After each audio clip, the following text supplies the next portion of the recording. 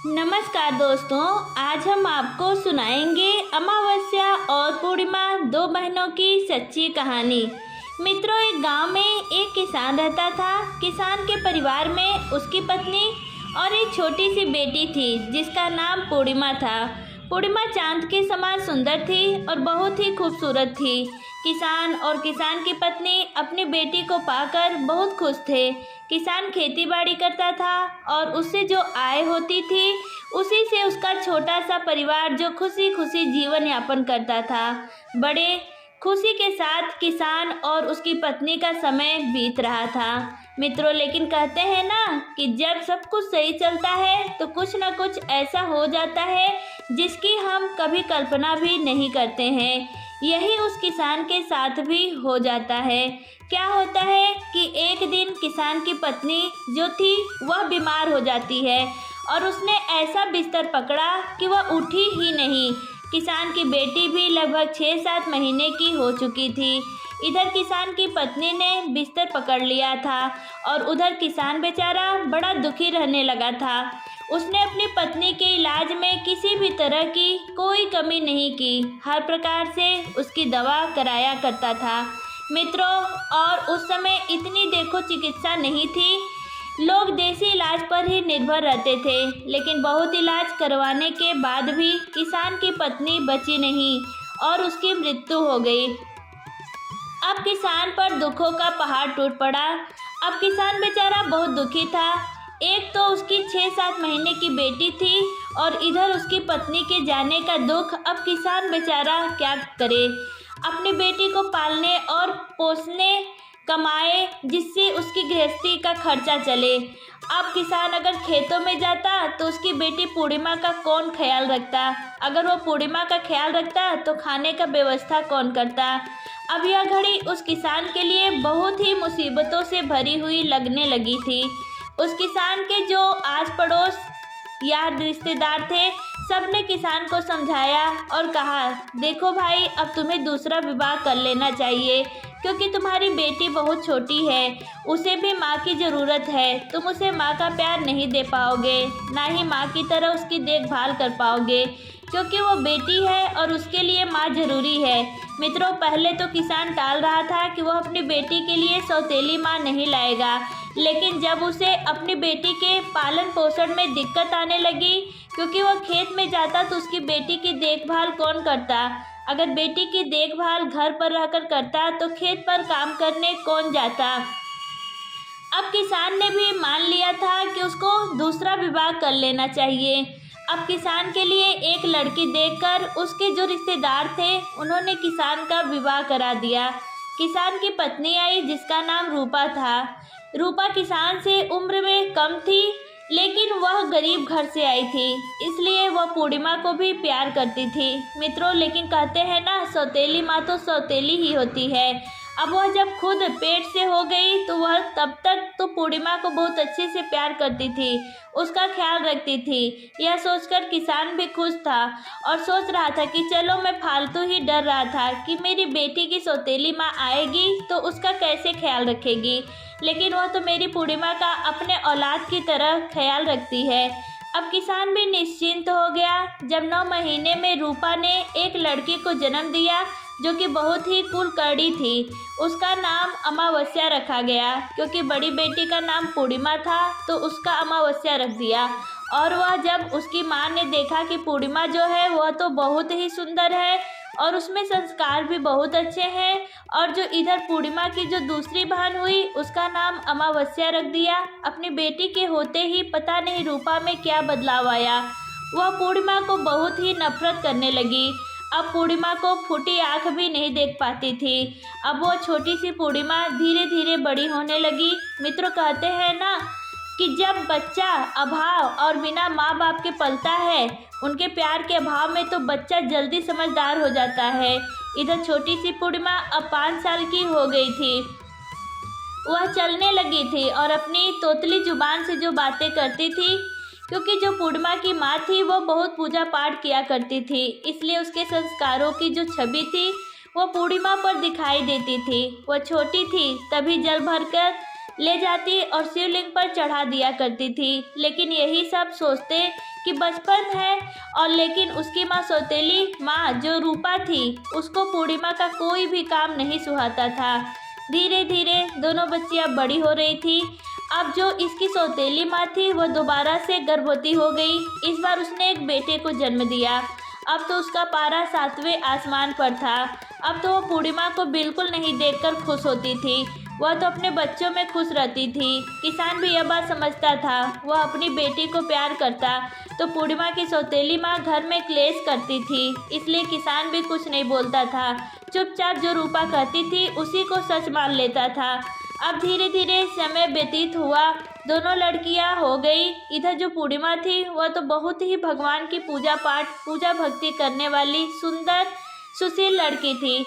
उसके उल्टा अमावस्या अपने नाम के ही अनुरूप, जो एक तो कुरूप थी और दूसरा बड़ी नटखट थी। लेकिन कहते हैं ना, माँ के लिए तो क्या कुरूप या क्या सुंदर, उसे तो अपनी औलाद ही प्यारी लगती है। लेकिन जो लड़का था जिसका नाम मोहन था, वह पूर्णिमा को बहुत प्रेम करता था।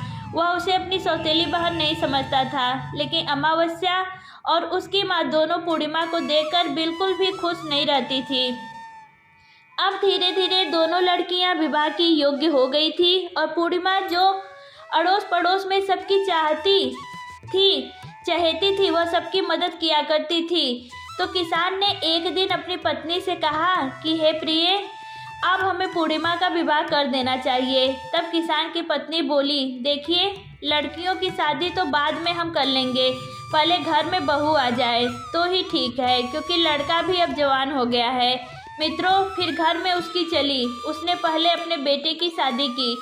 बेटी की शादी करने के बाद घर में बहू आ गई। बहू जो आई तो वह पूर्णिमा से बहुत ही खुश रहती थी।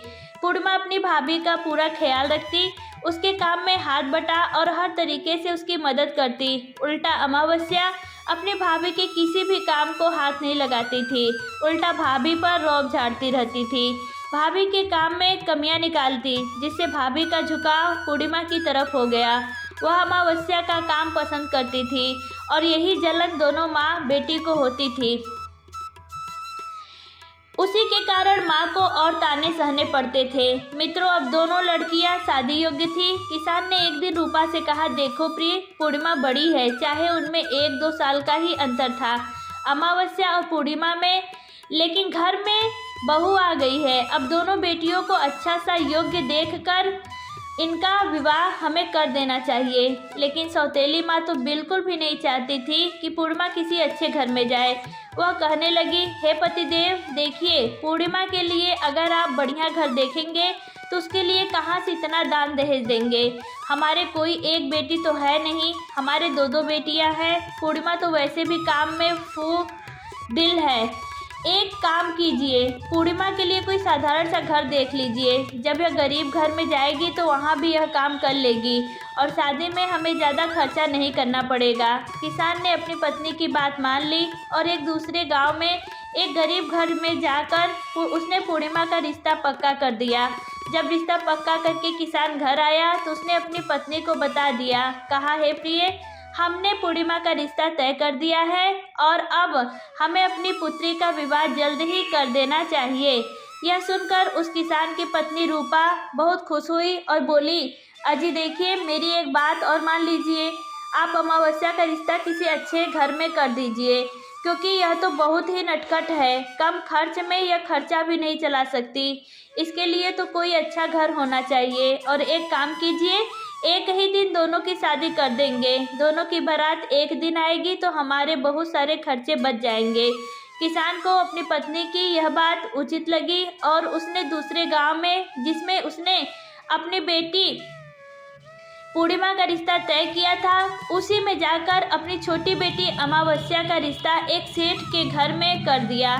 सेठ के घर में तय करके वह घर आ गया। अब पूर्णिमा की जो सौतेली माँ थी वह बहुत खुश थी कि मेरी बेटी तो ठाठ से रहेगी और यह सौतेली बेटी दुख ही भोगेगी। मित्रों, लेकिन जो उसकी भाभी थी उसको बड़ा अजीब लगा। वह अपनी सास से कहने लगी, माँ जी, यह आपने सही नहीं किया। लेकिन सास की बेटी के आगे उसकी कुछ नहीं चलती थी, इसलिए वह बोलकर रह गई और कुछ नहीं कह सकती थी। दोनों की बारात एक दिन आई अमावस्या के लिए। तो किसान और उसकी पत्नी ने जो भी उन पर बना अपनी हैसियत से ज़्यादा दहेज दिया, लेकिन बेचारी पूर्णिमा को उन्होंने ऐसे ही विदा कर दिया। बिना माँ की बेटी वहाँ से विदा होकर अपने ससुराल आ गई। ससुराल में आकर पूर्णिमा ने अपने अच्छे व्यवहार से अपने ससुराल में सबका दिल जीत लिया। वह लोग गरीब जरूर थे, लेकिन दिल से पूर्णिमा को अपना लिए थे। और पूर्णिमा अपने घर में बड़ों की इज्जत करती, सास ससुर का ध्यान रखती और अपने पति का पूरा ख्याल रखती थी और घर का पूरा काम करती। गरीब होने के बावजूद उसके घर में सुख शांति थी। वह दोनों समय पर पूजा पाठ करती, लेकिन कहते हैं गरीब लोग तो थोड़े में ही गुजारा कर लेते हैं। इसी तरह वह भी अपने ससुराल में रहकर थोड़े में ही गुजारा करने लगी। उधर जो अमावस्या थी वह सेठ के घर में ब्याही थी। उसके तो ठाठ ही अलग थे। वह तो उसके घर में नौकर चाकर लगे हुए थे, लेकिन वह फिर भी पूर्णिमा से जलती थी। एक दिन अमावस्या ने अपने घर पर कीर्तन रखा और सभी गांव वालों को बुलवाया गया, लेकिन पूर्णिमा को उसने नहीं बुलाया। पूर्णिमा की पड़ोसन उस कीर्तन में जाने लगी तो वह पूर्णिमा से बोली, हे पूर्णिमा बहन तुम भी चलो, तुम्हारी बहन ने यहाँ कीर्तन रखा है। तो पूर्णिमा बोली, देखिए मेरी बहन ने मुझे बुलवाया नहीं है, तो बिना बुलाए मैं उसके कीर्तन में कैसे जा सकती हूँ। पड़ोसन कहने लगी, देखो पूर्णिमा बहन, कीर्तन में जाने के लिए कोई बुलावे की ज़रूरत नहीं होती है। वहाँ तो पूजा पाठ होता है, भगवान को याद किया जाता है, भगवान की पूजा अर्चना की जाती है, भजन कीर्तन होता है। जितने ज़्यादा से ज़्यादा उसमें लोग शामिल हो जाए उतना ही पुण्य प्राप्त होता है। मित्रों, धार्मिक विचारों की तो थी ही। पूर्णिमा पड़ोसन की बात सुनकर उसके साथ चली गई। जब वो अपनी बहन के घर पहुंची तो पूर्णिमा को देखते ही उसकी बहन अमावस्या उस पर क्रोधित हो गई और उससे कहने लगी, तुझे बुलाया नहीं फिर भी तू मेरे घर चली आई। वह कहने लगी, मैं तो पूजा पाठ की वजह से तुम्हारे घर आ गई हूँ। वह कहने लगी, तो अच्छा ठीक है, अगर तुम मेरे घर आ गई हो तो चुपचाप एक कोने में बैठ जाओ, किसी से कुछ नहीं कहना। वह बेचारी चुपचाप एक कोने में बैठ गई। भजन कीर्तन हुआ, क्योंकि पूर्णिमा तो धार्मिक विचारों की थी, भगवान को बहुत मानती थी, भोलेनाथ की पूजा अर्चना करती थी, तो वह भी भगवान की भक्ति में खो गई। लेकिन जब पूजा खत्म हुई तो प्रसाद का वितरण हुआ। अमावस्या ने सबको प्रसाद दिया। पूर्णिमा ने प्रसाद मांगा तो अमावस्या ने पूर्णिमा को प्रसाद नहीं दिया और उसका बहुत अपमान किया। कहने लगी, बिना बुलाए आ गई, बिना बुलाए कौन आता है, तू कितनी ढीठ है कि हम लोग बुलाते नहीं है तब भी मेरे घर आ गई। अपमान का विष पीकर बेचारी पूर्णिमा अपने घर को वहाँ से चली गई। लेकिन आज उसको अपनी बहन, छोटी बहन अमावस्या की बातें कांटे की तरह चुभ रही थी। वह घर आकर खूब रोई। उसने खाना बनाया, अपने बच्चों और पति और सास ससुर को खिलाया।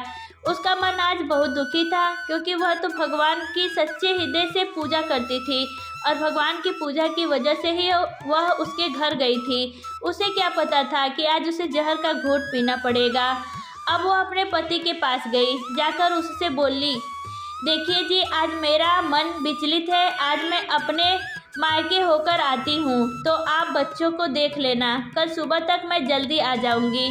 खाना बनाकर बच्चों को खिला पिलाकर अपने सास ससुर और पति से आज्ञा लेकर पूर्णिमा अपने मायके की तरफ चल दी, क्योंकि जो भाभी थी वह अपनी पूर्णिमा की बहुत ही मदद करती थी, उसे बहुत पसंद करती थी। जब भी पूर्णिमा दुखी होती थी, अपनी भाभी से मिलकर उसको जो तसल्ली मिलती थी, उसकी भाभी भी उसका पूरा सहयोग करती थी। अब पूर्णिमा बेचारी दिल से दुखी होकर पैदल ही अपने मायके के लिए चल दी। चलते चलते वह बेचारी जंगल के रास्ते से जा रही थी, तभी उसने देखा एक औरत बैठी हुई थी। वह काफ़ी बूढ़ी थी, सिर के बाल भी सफ़ेद हो गए थे। उसके पास एक तुलसी जी का पेड़ लगा हुआ था। जब उस रास्ते वह गुजर रही थी तो बूढ़ी माँ ने उसे देखा और कहने लगी, अरे बेटी, मैं बहुत बूढ़ी हूँ, मैं बहुत लाचार हूँ, क्या तुम मेरे बाल खुल गए हैं, उनको थोड़ा बांध दोगी? इनसे मुझे बड़ी गर्मी लग रही है। बेचारी बूढ़ी बहुत ही बूढ़ी थी, 80 साल की थी, उसके बाल उलझे हुए थे। पूर्णिमा को उन्हें देखते ही दया आ गई और उसने उस बूढ़ी माँ के बालों में तेल लगाकर मालिश करके अच्छे से उसके बालों को बांध दिया। बूढ़ी अम्मा कहने लगी, बेटी, मेरा यह जो चबूतरा है तुलसी जी का यहाँ पर भी बड़ी हो गई हैं, मेरे से तो होता नहीं है, अगर बेटी तुम चाहो तो थोड़ी सी सफाई कर दो। मित्रों, पूर्णिमा तो थी ही हृदय की बहुत अच्छी, उसने तो उसका सारा काम कर दिया और बोली, माँ जी अब आज्ञा दो, मैं अपने मायके जा रही हूँ। वह बुढ़िया माई उसे आशीर्वाद देने लगी और बहुत ही खुशी खुशी वह आगे की ओर चली। आगे चली तो उसने देखा एक बूढ़ा बाबा बैठा हुआ था जो कि भगवान शंकर जी थे, और जो तुलसी जी के पास थी वह साक्षात तुलसी माता थी, लक्ष्मी जी। लेकिन अब जब वह आगे गई, लंबी लंबी सफ़ेद दाढ़ी, सर पर पगड़ी बांधे हुए, माथे पर टीका लगाए हुए और भगवा रंग का वस्त्र धारण किए हुए फल थी मारकर बहुत ही मतलबी ढंग रूप करके भगवान शिव बैठे हुए थे। अब वह जब आगे गई तो उन्होंने पूर्णिमा को देखा। मित्रों, कहते हैं ना कि भगवान भी अपने भक्त की परीक्षा लेते हैं। वह तो थी भगवान की भगत, इसलिए भगवान भी उसकी परीक्षा ले रहे थे। भोले बाबा बोले, बेटी हम बहुत प्यासे हैं, हमें पानी चाहिए। पूर्णिमा बोली, बाबा मैं अभी पानी लाई। उसने उनको पानी पिलाया तो बाबा बने शिव जी कहने लगे, बेटी देखो हमारे पाँव में कितना जख्म हो गए हैं, इन पर मक्खियाँ भिनभिना रही हैं। हम तो इतने परेशान हैं कि इतने बूढ़े हो गए हैं कि इनकी देखभाल भी नहीं कर सकते। पूर्णिमा को बूढ़े बाबा को देखकर बड़ी दया आ गई। उसने वहाँ से स्वच्छ पानी लिया और बाबा के जख्मों को साफ करके अपना आंचल फाड़ के उन पर पट्टियाँ बांध दी और बाबा ने खुशी खुशी उसे आशीर्वाद दिया। वह बाबा के आशीर्वाद को लेकर वहाँ से आगे की ओर चल पड़ी तो आगे पार्वती मैया बैठी हुई थी और वहीं पर ही एक मंदिर था, वह भी बूढ़ी मैया का भेष बनाए हुए थी। कहने लगी, बेटी मैं बहुत ही बूढ़ी हूँ और इस मंदिर की अब मुझसे सफाई नहीं होती। तुम अपनी नज़र दौड़ाकर देख सकती हो कि मंदिर में कितनी गंदगी फैली हुई है। अगर तुम चाहो तो इस मंदिर की सफाई कर सकती हो। पूर्णिमा ने उस बूढ़ी माई के कहने से पूरे मंदिर की सफाई कर दी, झाड़ू पोछा लगा दिया, बुढ़िया मैया के भी हाथ पैर दबा दिए, उन्हें भी पानी पिलाया और खुशी खुशी आगे चल दी। अब उसके गांव पहुंचने से पहले रास्ते में गंगा नदी पड़ती थी। गंगा नदी उसे पार करनी थी। वहां पर भी उसे एक बूढ़ी माई मिली जो कि गंगा मैया थी, वह भी बैठी हुई थी। गंगा मैया बोली, बेटी देखना मेरे सिर में बहुत जुएं पड़ गए हैं, मेरे से देखा नहीं जाता, ना ही मेरे से साफ सफाई होती है। इधर मेरे घाट के चारों तरफ देखो, मैं यहाँ रहती हूँ, कितनी गंदगी हो गई है, मेरे से अब होता नहीं है। पूर्णिमा ने गंगा मैया के सिर को भी साफ कर दिया, उनकी जुएं निकाल दिए और जो घाट के आसपास गंदगी फैली हुई थी वह भी साफ कर दी। गंगा मैया ने उससे पूछा, बेटी तुम कहाँ जा रही हो? तो उसने अपनी पूरी बात बताई और बोली, माँ जी मैं अपनी भाभी से मिलने जा रही हूँ। तो वहाँ पर एक नाव थी। गंगा मैया ने कहा, बेटी इस नाव से तुम चली जाओ, और नाव से पार होकर वह अपनी भाभी से मिलने आ गई। उसकी भाभी में जब पूर्णिमा को देखा तो वह उसका बहुत ही सम्मान किया और उसे लड्डू और पानी देकर पानी पीने को कहा। वह थोड़ा सा लड्डू खाई और पानी पी और वहीं पर दोनों बैठकर बातें करने लगी। लेकिन उसने अपनी और अमावस्या के बारे में कोई भी बात अपनी भाभी को नहीं बताई कि कैसे अमावस्या ने उसका अपमान किया है।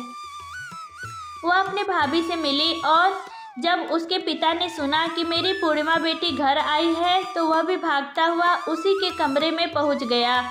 अपने पुत्री से मिली। उसकी पुत्री भी अपने पिता को देखकर उससे उसके तबीयत और उसकी सेहत के बारे में पूछा। फिर इतने में ही उसकी सौतेली माँ भी वहाँ पर पहुँच गई। जब उसकी सौतेली माँ ने उसे अच्छे अच्छे वस्त्र पहने हुए और आभूषणों और गहनों को पहने हुए देखा तो देखते ही जल बुती और मन में विचार करने लगे कि हाय राम, मैं तो इसका विवाह एक गरीब घर में की थी, फिर भी आज यह हमारे घर में अच्छा सा वस्त्र और आभूषणों को पहनकर आई हुई है। मैं तो सोच रही थी कि पूर्णिमा बहुत ही नरक की जिंदगी जी रही होगी, लेकिन यहाँ तो हमारी सोच गलत साबित हुई। फिर वह तो उसे ताने सुनाते हुए कहने लगी, अरे कलमुही, तू अपने पति के घर को भी नहीं निभा सकती, जब चाहो तू मुंह उठाकर चली आती है। मित्रों, लेकिन उसकी भाभी बोली, कोई बात नहीं माँ जी, बेटी तो अपने मायके ही आती है और यह हमारे पास नहीं आएगी तो कहाँ जाएगी। फिर उसने अपनी भाभी का सारा काम करवाया। साथ मिलकर भाभी ने बड़ी खुशी खुशी ननद का हाल चाल पूछा। ननद बड़ी खुश हुई अपनी भाभी से मिलकर, क्योंकि वो बहुत दुखी थी। मायके जाकर उसका मन बदल गया था। जब अगले दिन वो बोली, भाभी अब मुझे विदा दीजिए, अब मैं अपने घर को जाती हूँ। तुमसे मिलकर मुझे बहुत अच्छा लगा, मेरे मन का बोझ उतर गया। लेकिन फिर भी उसने अमावस्या वाली बात अपनी भाभी को नहीं बताई।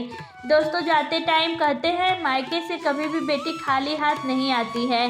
तो उसके भाभी भैया ने भेंट स्वरूप अपनी बहन को एक साड़ी दी। उस साड़ी को लेकर वह खुशी खुशी चल दी। चलते चलते फिर वह उसी गंगा नदी पर आई जहाँ गंगा मैया बैठी हुई थी। गंगा मैया कहने लगी, अरे बेटी, तुम तो वही हो ना जिन्होंने कल मेरी बड़ी मदद की। मेरे पास बेटी, ले, ये थोड़ी सी रेत है, यह ले जा। और उसने पल्लू पसार लिया। बोली, मैया, आशीर्वाद में जो तुम दोगी मुझे वो मंजूर है। गंगा मैया ने अपनी रेत उठाई और उसकी आंचल में रख दी। वह लेकर वहाँ से आगे चल दी। आगे चली तो उसे पार्वती मैया मंदिर के पास मिली और कहने लगी, अरे बेटी, तुम तो कल वाली बेटी हो ना, तुम जैसी सच्चे हृदय वाली जिसने मेरी इतनी मदद की। इतने लोग आते हैं पर कोई हमें पूछते भी नहीं हैं, घृणा करके निकल जाते हैं। ले बेटी, मेरे पास तो कुछ नहीं, यह जो हवन कुंड के अंगारे हैं इन्हें ही ले जाओ। अब उसने आंचल फैला दिया। पूर्णिमा के आंचल में जो अंगारे रखे हुए थे, कोयले बूझे हुए थे, वह माता रानी ने उसकी झोली में रख दिए और उसे लेकर वह आगे चल दी। आगे शिव जी भगवान बोले, जो बाबा के रूप में बैठे हुए थे, जिनके जख्म हुए थे, वे बोले, अरे बेटी, तुम तो कल वाली बेटी हो ना, देखो मेरे जख्म कितने ठीक हो गए हैं। बेटी, मैं तो पूरी तरह बहुत अच्छा फील कर रहा हूँ, बहुत अच्छा मुझे महसूस हो रहा है। लेकिन बेटी, मेरे पास तो कुछ नहीं है, यह थोड़ी सी भभूत है, यह ले लो। पूर्णिमा ने अपना आंचल फैला दिया और भोले बाबा ने उसमें अपनी भभूत धर दी और फिर वह वहाँ से चल दी। खुशी वह अपने घर जा रही थी। रास्ते में फिर वो गुड़िया मिली जिसके सफ़ेद बाल थे। वो बोली, अरे बेटी, तुम तो कल वाली बेटी हो ना, देखो बेटी, अब मेरी तुलसी भी लहरा रही हैं। तुमने इसे सींच दिया और देखो तुमने मेरी इतनी सेवा की बेटी, मेरे पास देने के लिए तो कुछ नहीं है। उसने थोड़ी सी तुलसी की पत्ती तोड़ी और पूर्णिमा को दे दी। पूर्णिमा ने भी अपना आंचल पसार कर उनको ले लिया और वहाँ से अपने घर को चल दी। घर आकर उसने सबकी पोटली बनाई और घर के कोने में रख दी और शाम हो गई थी।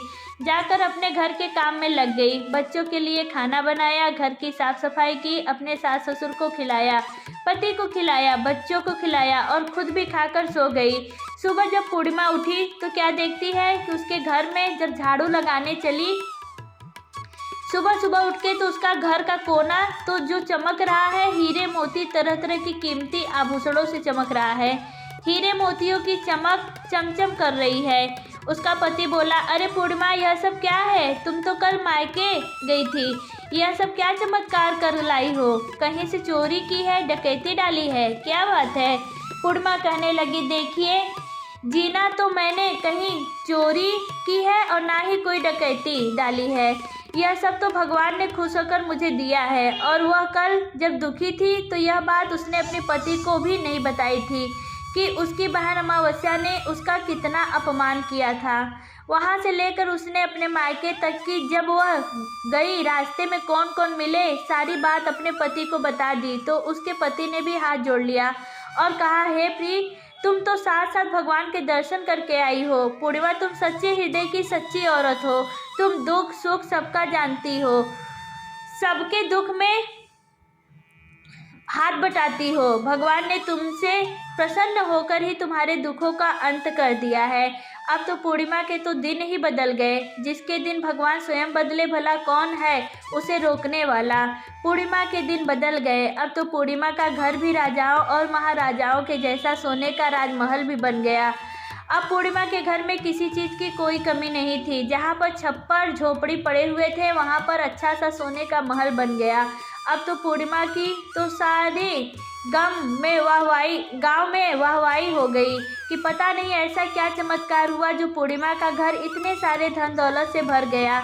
मित्रों, जब ऐसा कोई काम होता है तो आसपास के गांवों तक भी चर्चा फैल जाती है। यही चर्चा अमावस्या तक भी पहुंची। अमावस्या को सुनकर बड़ा दुख हुआ। वह दौड़ी दौड़ी पूर्णिमा के घर आई और बोली, पूर्णिमा, सच सच बता, तू इतनी अमीर कैसे हो गई? तुझे तो गरीब रहना था। देख, तू मुझसे ज़्यादा अमीर नहीं हो सकती। उसकी तो घमंड भरी बातें थी। वह कहने लगी, हे बहन अमावस्या, तुम कौन हो मुझे गरीब अमीर करने वाली? भगवान जिसको देता है छप्पड़ फाड़ के देता है। भगवान की मर्जी के बिना तो कोई पत्ता तक भी नहीं हिलता।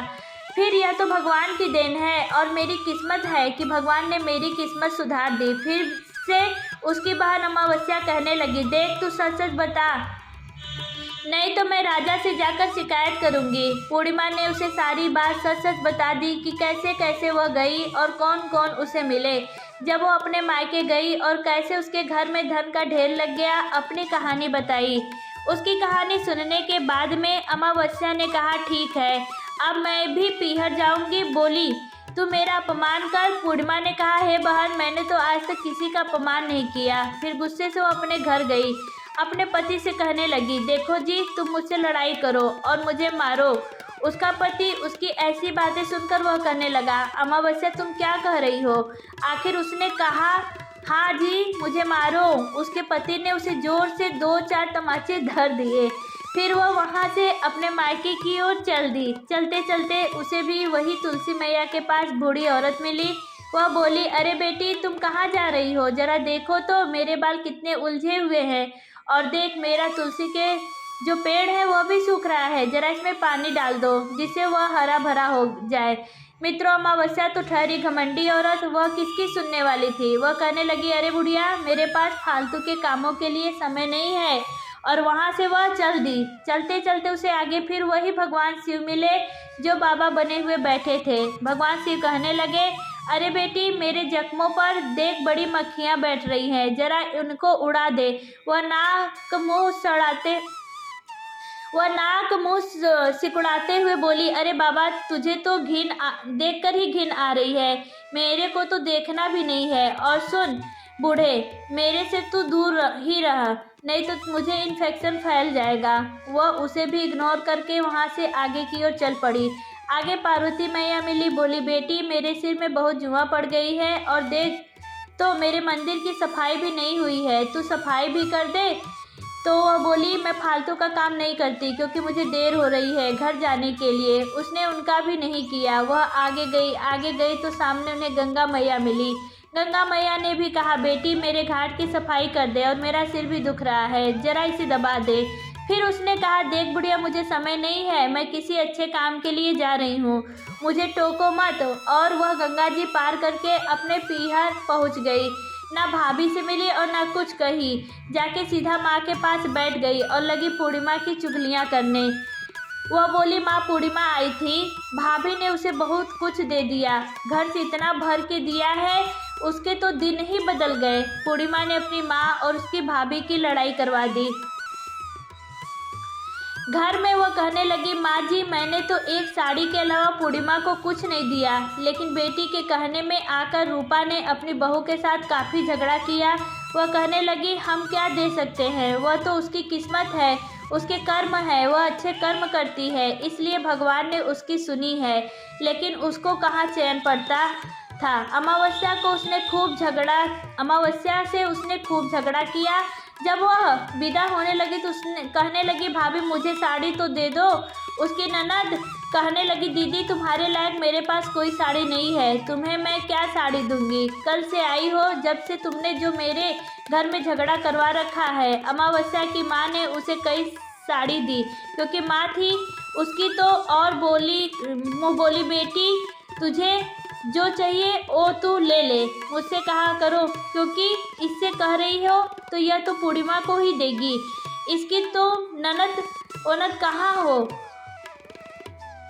इसकी तो वही ननद लगती है। तरह तरह के ताने वह अपनी भाभी को सुनाकर वहाँ से चल दी। चलते चलते गंगा मैया के पास पहुँची तो गंगा मैया बोली, अरे बेटी, ले, मेरे पास थोड़ी सी रेत है, ले जा। अमावस्या ने कहा, रेत ही देगी। बुढ़िया को तभी याद आया कि हाँ, पूर्णिमा को भी रेत मिली थी। उसने अपनी आंचल में रेत ले ली और वहाँ से चल दी। आगे गई तो फिर वहाँ पार्वती मैया मिली। पार्वती मैया बोली, बेटी, ले, मेरे पास से तू यह अंगार ले जा।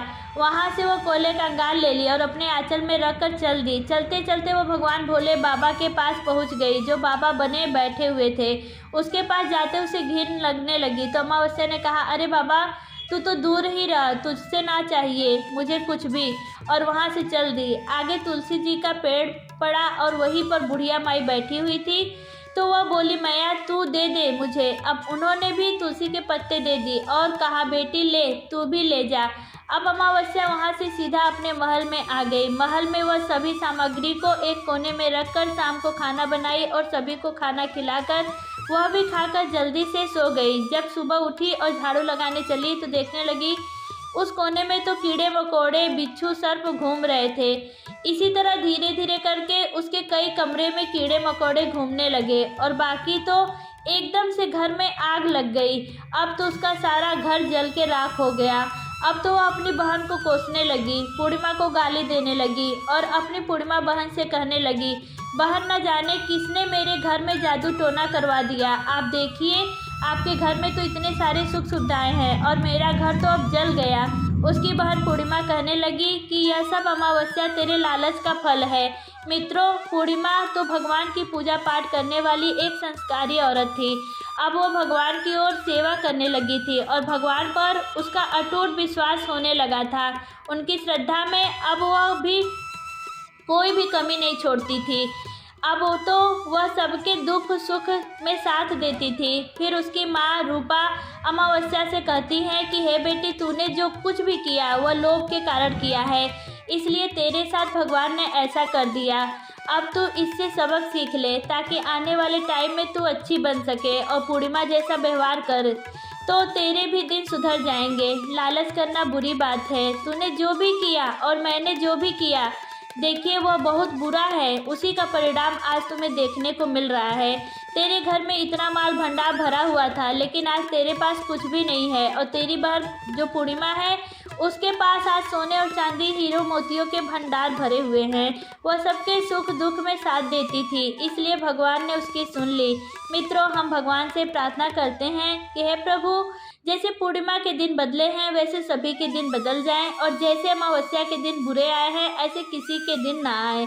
मित्र, उसके भी दिन इतने बुरे नहीं आते, लेकिन उसने अपनी बहन के साथ जो इतनी घिनौनी हरकत की थी, इसीलिए भगवान ने उसका बुरा दिन ला दिया। मित्रों, यही थी अमावस्या और पूर्णिमा दोनों बहनों की कहानी। मित्रों, अगर यह कहानी आप लोगों को पसंद आई हो तो कमेंट बॉक्स में हर हर महादेव लिखकर वीडियो को लाइक करके चैनल को सब्सक्राइब करके बेल आइकन ऑल पर प्रेस कर लीजिए, जिससे आप सभी लोगों को प्राचीन कथाएं और कहानियां सबसे पहले प्राप्त हो सके। मित्रों, वीडियो को पूरा देखने के लिए आप सभी लोगों का बहुत बहुत धन्यवाद।